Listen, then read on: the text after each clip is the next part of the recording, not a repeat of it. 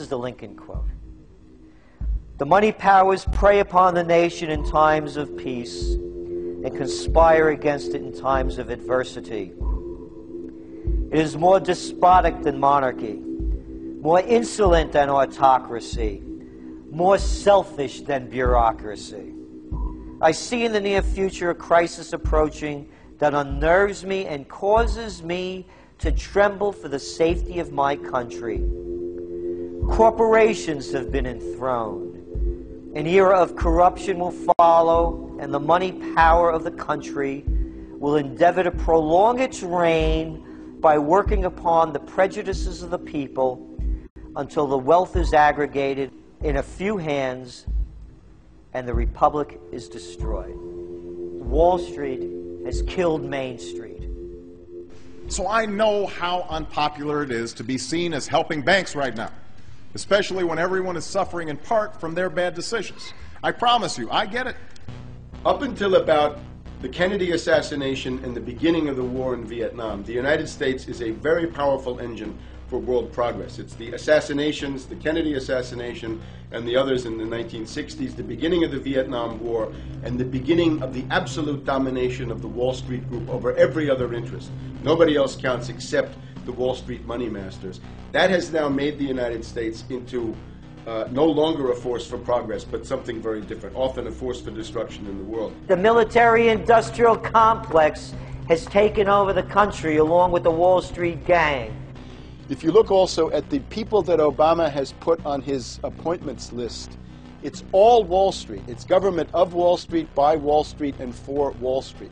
There's nobody from heavy industry. There's nobody from the auto sector, nobody from Silicon Valley, nobody from big oil, nobody from defense, no labor, no women, no retirees, no small business, nothing. It's pure Wall Street. The only people who have a voice in Obama's councils are Wall Street finance oligarchs. That's all there is. Nobody else counts for anything under Obama. It's the most extreme Wall Street administration we've ever had.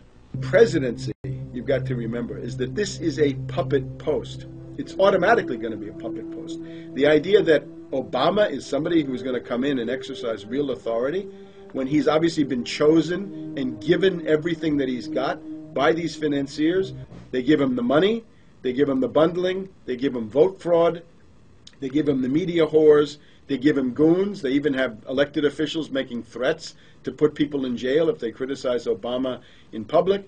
All of this is the mark of a puppet, and that means that he is a puppet, actually more of a puppet than anybody else, more of a puppet than Mrs. Clinton would have been, even more of a puppet than McCain. He's the maximum puppet that we've had certainly since Jimmy Carter. They put a black face on the New World Order, and now we all happy.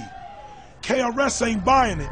In the real executive power structure, the president serves the military-industrial complex, itself owned by the international bankers. If there's a revolution, the population just throws out the prime minister or president. The elite stays in power because the public is never aware of who the real enemy is. In Evian, France in 1991, standing before the Bilderberg Group, the apex of the world government power structure, David Rockefeller defined the New World Order as a system of world government serving the international banking elite. For decades, the banker-owned media would attack anyone who dared to warn the public that a dictatorial world government was being constructed right under their nose, and that national sovereignty was being deliberately destroyed. And now, after years of denial, the media and the elite themselves are proudly announcing that not only is world government real, but is the answer to the financial crisis that they carefully engineered.